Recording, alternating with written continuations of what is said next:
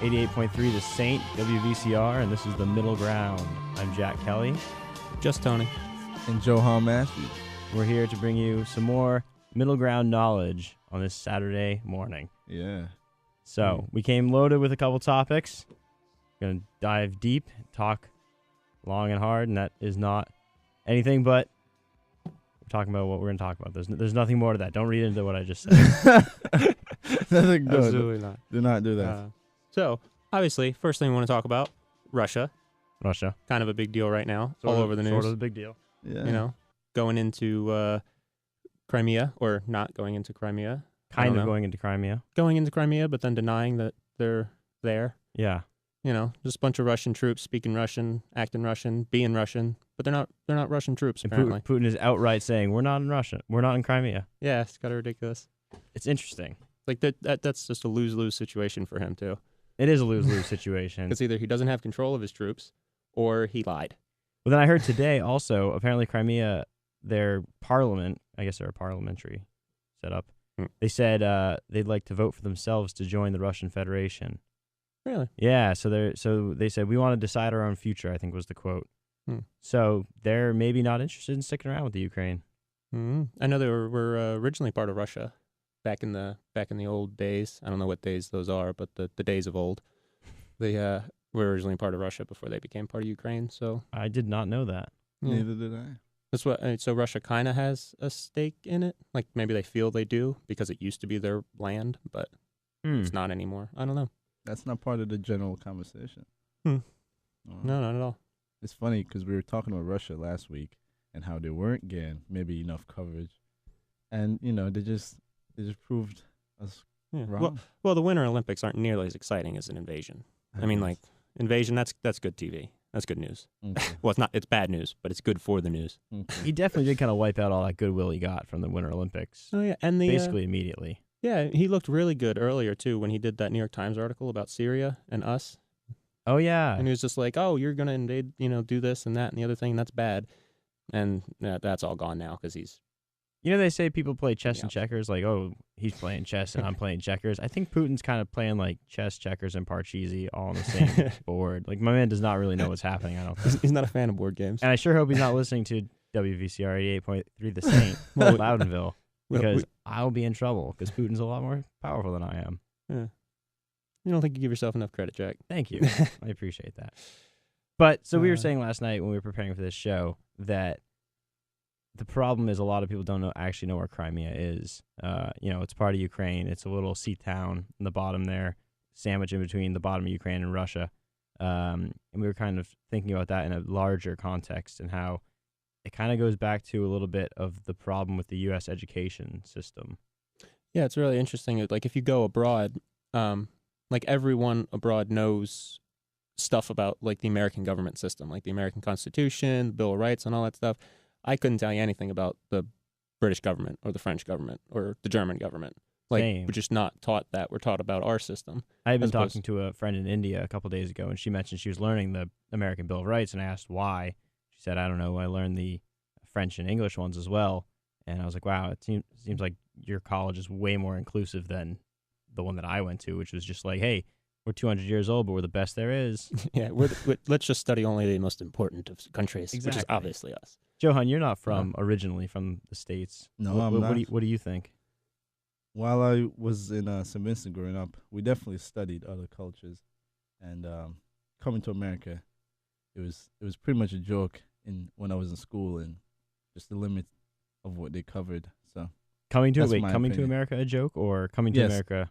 School in America was somewhat of a joke in that regard. Gotcha. I mean, you had maybe global history in 10th grade, which was ridiculous for me. I don't know how other high schools were, but yeah. And then I enjoyed U.S. history, but that's where the majority of the history was focused on.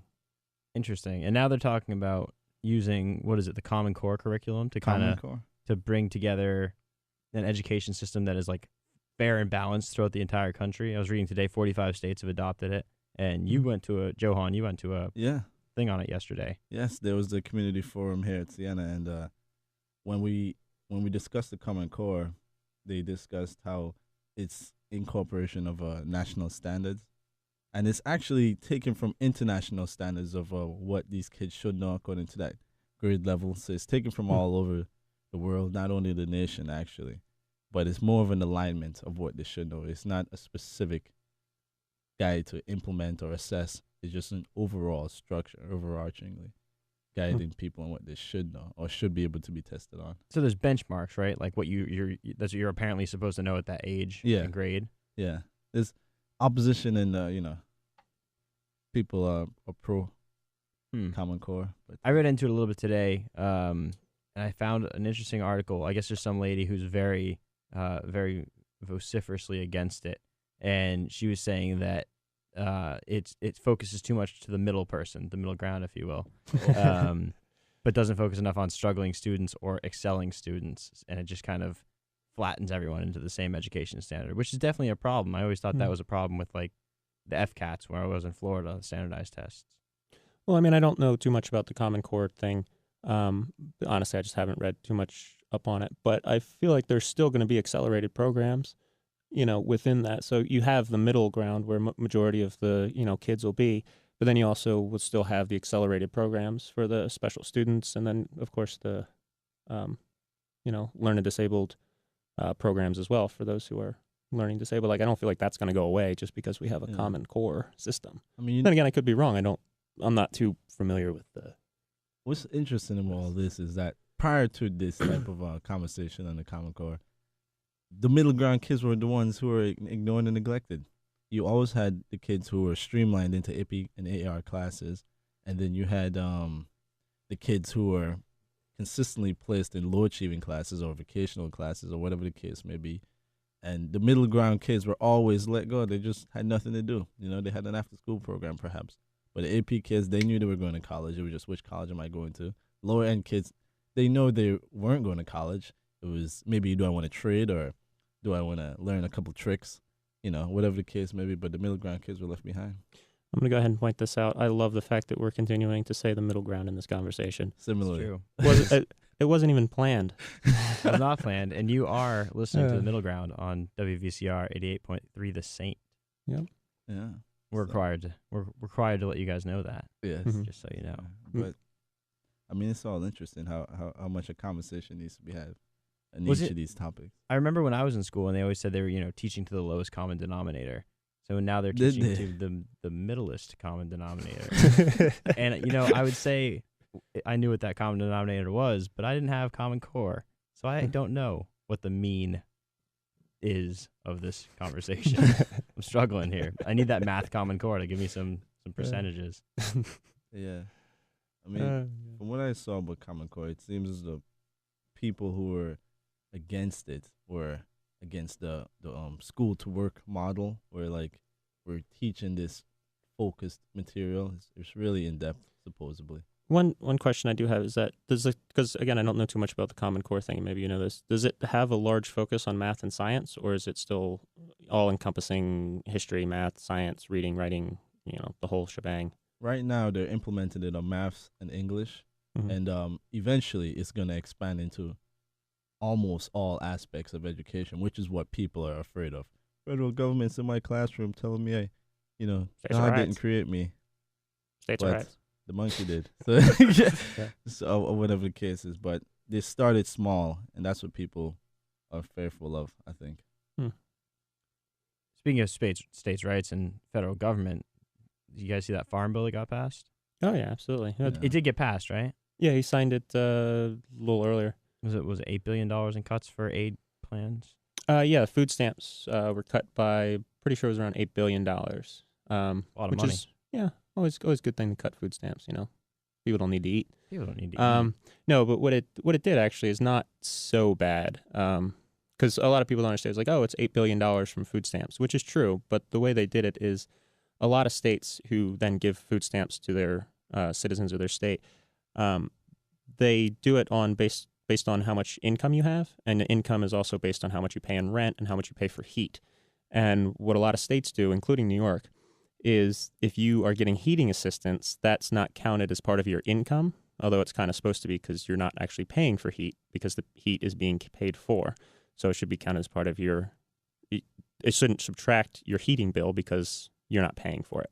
But they do in order to get people to be on the proper income level to receive food stamps. And now they're not allowed to do that. So that means that people now are going to be making apparently more money and then getting less food stamps, essentially. Yeah, the people who are on the border line of the food stamps to not food stamps income level, if they're receiving heating assistance, it's quite likely that they will no longer be able to get their food stamps because they're not paying for their own heat. So their income will then be higher because they're not allowed to subtract that anymore. And that's interesting. And that affects all three of us because through AmeriCorps, we live on food stamps while we do this job, and it's a massive aid. Well, it doesn't really affect us. We're not even close to the border. Well, that's true. To be able to That get is over true. the food, We don't make no longer near get enough food money. stamps. So, Yeah. but it's just interesting. I mean, that was it's not a cut like it's been advertised like a cut, but it's still a cut to food stamps. I mean, a lot of people are going to lose food stamps. $8 billion worth of food stamps will no longer go out. So that's kind of a big deal. That is a big deal. Yeah, and is that on top of the November 1st cuts? Because I know for the single income household or the single household, it was 200 and it was cut down to 189 on November 1st. So these are additional cuts. This on top of this those. is different, yeah. Okay. And who was going for these cuts? Because it doesn't seem like something that makes sense. Yeah, I'm not 100% sure. I mean, apparently everybody was fine with it. The majority of the House, majority of the Senate, and then the president signed it in. So, Well, that's unfortunate when we have a military budget that's something like 57% of our budget here. yeah, $8 billion is like one less F-35. I mean, but you can't have one less F-35. You got to have Those you got things to have all of them. those things are really cool. You got to have all X amount of how many Yeah. F-35s we actually have. Maybe just cut off a couple of feet off our submarines, make them a little smaller. That would be save $8 billion. maybe useful. I feel like having shorter submarines would be easier too. Yeah. You navigate, I don't know, coral easier. I don't know what a submarine Coal does. is a big problem for submarines. Yeah, it's a big problem. But to get back to, do you think if the majority of people were given the option to have an opinion on that, where do you think they would have swayed? Well, I mean, it depends. I mean, you have different types of people. I mean, $8 billion cutting food stamps by $8 billion is not necessarily going to be a popular thing with anybody unless it's a person who thinks food stamps are being abused. And from my experience, they're not really being abused. But Well, No. we're going to have to deep dive into this a little bit more in the next segment. We're going to go to commercial here, and we'll be back in just a second on 88.3 WVCR, The Saint.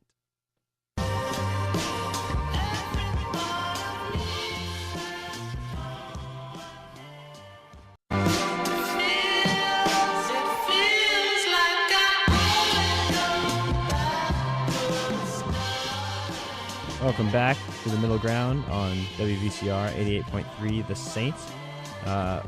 This is our second segment here. We're going to do a little deep dive on the topic. We got an email from a reader, which I think Anthony has. yeah, we got an email from Alex, and she was asking us that it seems as though our education system is not all-inclusive, really focuses on our nation. And she just wanted to get a conversation about that, going. Is that a good thing? Is that a bad thing? I'll tell you, it's a convenient thing considering what we talked about last segment. Yeah, Alex, you're a good listener. Yeah. It's a very quick email out of you. It's like we planned this. But she's right. I mean, we did touch on this a little bit in the first segment, and we talked a little bit during the break amongst ourselves about it. But yeah, America's been around for 300 years, right? About 300 years. And Oh, well, almost. and we talk about ourselves like we're the best thing ever. And I mean, there's a lot of history elsewhere. I mean, I know about like the Rose War. That's it. The War of the Roses. But I don't even know if that's the name of it. So that's a bad example. No clue what the Rose War is. So I mean, Yeah. it's another one of those huge European wars. Like we learn about those, But- like the King Arthur kind of wars, but we Gotcha. don't learn about anything else. Did Everyone it else learns about our democracy and our. Did it involve freedom, the Rose War? Was it about freedom or It was democratics? probably about religious freedom. Most of those were about religious most of freedom. those, yeah. All right, I suppose Which it's probably important. then. Technically, we are also here because of religious freedom. Well, Yeah, you originally. guys grew up in America. How inclusive was your education? What was the furthest piece of knowledge that managed to get to your earlobes? Well, I mean, I know that I left a public middle school when in sixth grade in geography class. They pulled me out and they were like, "You don't go here anymore," because my mother transferred me, and then I just never took geography again. So So I can give you all of America except the flyover states, and then because I've practiced it, most of Europe and Africa and all those other. But for the most part, I mean, we learn about countries in the world because either we're giving aid to them or sending troops to them. Yeah, I grew up in South Carolina, so we were educated about ribs a lot. But honestly, we really, in elementary school, middle school, high school, our education was really focused on, as far as history and geography is concerned, American history, American geography, state capitals, U.S. presidents, things like that. I mean, we dove a little bit into the other countries, but usually it was only because we were at war with them. Exactly. The American Revolution, okay, that involved another country. Yeah, exactly. But so we were also involved. Right. And honestly, I hadn't taken a geography class since legitimately like the third grade. It's sad. I was at work a couple weeks ago, and there was one of those, like, just flash websites. It's like, click here to say the name of this country or whatever. And I did it like 30 times for Africa. And I know Africa okay, but apparently not as well as I thought. Yeah. So the only reason I know geography is because of the internet, my own, curiosity. It's like it was not something that was taught very much in grade school or anything. But to be honest, geography is also always changing. Yeah. Like Crimea might be part of Russia soon. That's true. Yeah. Why learn all those countries when they're just going to get absorbed into Russia? Exactly. Or America. We'll just wait until it's like, Singular and Verizon Wireless. Two large land masses full of everything else. Yeah. 2 countries. That's all we need. We're good.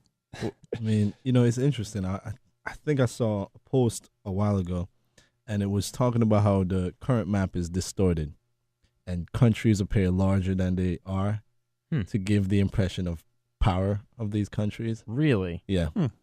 Yeah. I've never heard that. There's several versions of global maps out there, and in one version I saw like North America, Europe, and so many countries fit into Africa. Just all, and in the map you could never be able to tell. Like Iceland looks almost as big as Africa on the map. It's it's ridiculous. That's another thing. There are several countries, in the world, but there's only so many that are actually considered recognized countries by the UN or the United States. Like certain countries we don't recognize, but the UN does. Certain countries that maybe England doesn't recognize the UN. So who decides the map? Like, I mean, is it if there's contested territory? Like, you're trying to make this map for kids to learn on. Like, That's how true. Do you make that decision? What if the cartographer is just kind of like, you know what? I'm just going to kind of draw. Let's see what happens. And then they publish it, and we're just like, hey, that looks like a map. Yeah. That looks accurate. Yeah. I mean, I've never walked all the coast of America. I don't know. No. I've driven it. It didn't feel like it looks like on the map, but who knows? Another thing about our current education system, it's definitely not it's not all inclusive. And then another thing I wanted to point out was languages. We learn English in school. Languages. And in high school, then they start, or at least when I went to high school, in high school they required you to take 1 foreign language, and that was it. But Which is terrible because you can't learn anything in high school. Yeah, and I didn't. It's impossible. Even with Common Core, you can't learn anything. And then I went abroad, and everyone speaks at least 2 languages. Oh, also everyone speaks English, by the way. National language. Like legitimately, everyone speaks English. It's the language of Shakespeare. It's never going away. That's a good point. I don't know why people were ever worried that English is going to go away in the United States. It's not.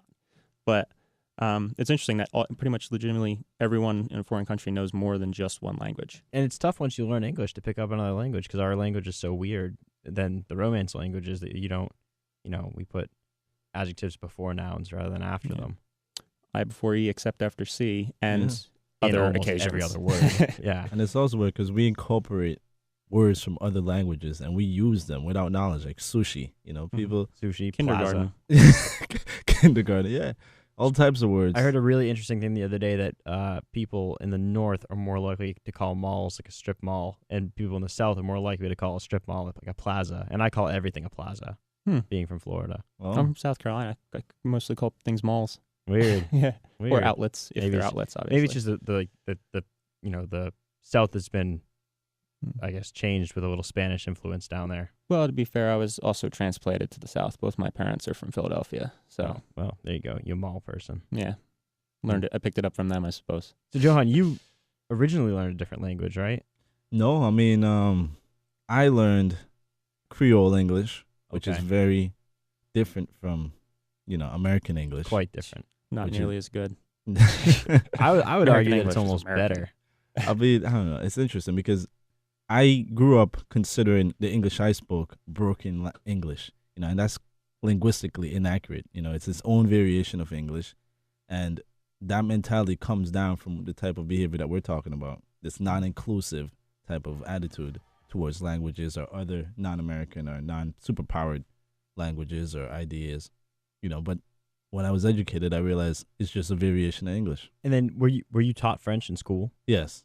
So Yes. okay, so you learned Creole English and And then French, French. and then you learned proper English. I learned Spanish and French in school Wow, simultaneously. in St. Vincent. Yes. And my regular language was Creole, but the language I wrote was closer to the British variety of English. So I would write completely different from the way I spoke. Hmm. Yeah. Interesting. So even in St. Vincent, which isn't terribly far away, they taught you like the rest of the world, Yeah. not just English. Which Yeah, is no. and there is a lot of French speaking over there. Yeah. Yeah. People all over the Caribbean speak French or variations of French and Creole varieties. Well, I think just not to get too off topic, but we definitely have a not all inclusive system, and I think it would be better if we did have if we studied more stuff outside of the United States. But why do you think we don't? Like, what do you think the cause of our current education system is? Like, how did it get there? Like, why are we so opposed to learning about other cultures and whatnot, as opposed to learning, like, currently we learn about America. I understand that because America is America. True. It's pretty awesome. Very true. I think most of us have, been here. I mean, So. superficially, I would say hubris, but Hmm. of course, you can dive deeper into it and realize that being isolated is not always a bad thing. Look at China for hundreds of years, and then what happened when they opened their doors, Very true. and then America also benefited from being insular. Geographically isolated, and we definitely are. I mean, Yeah. That friend of mine I mentioned in the first segment that's in India, she was trying to get a summer internship in Poland and Italy, which is awesome because I can't imagine that. The hoops I'd have to go through to go to Yeah. Poland or Italy for a summer internship Yeah. are enormous. I could go to Canada or Mexico, but even still, I don't know the territories of Canada or the states of Mexico. At the same time, the hoops, you say the hoops would be enormous. I think that's really because you weren't educated on how to travel to those countries. Yeah. Like, for instance, when I did a semester in England, there was tons of hoops to go through in order to get my work study visa, because I was working and studying at the same time. Like, so much paperwork and fees. But, people who were already in England that decided that they wanted to go to France or whatever, they were like, oh, yeah, it was easy. Like, Yeah. well, yeah, it was, thinking back on it. But as I was going through it, I was like, oh my God, this is so much paperwork. Where do I send this? And that's probably another part that we don't really have the infrastructure to go abroad and learn that well. Because I mean, it's still almost $1,000 wherever you travel, which is a lot of money. Yeah. To go abroad and learn. And I mean, over there you just cross. It's like going to another state. You just go to a different country. It's like going to another state. Just hop on a train or a bus or And we short don't plane ride. Yeah. So I mean, we could learn about the states, and that's still even a little bit of an adventure. Yeah, America is a rather large landmass as well. I mean, we're in AmeriCorps, so we get to explore America. We But do. people do the Peace Corps and explore the world. But I think there's so much to see in America that Americans shouldn't always be so gung ho to go overseas. But I completely agree with that. Absolutely. I think it's very important to know your own country before you go abroad, so you have a better appreciation of where you're coming from. Because there's a Yeah. lot of people that want to come here that can too. That's one thing. Like, I've been abroad, but I've never seen the Grand Canyon or Mount Rushmore.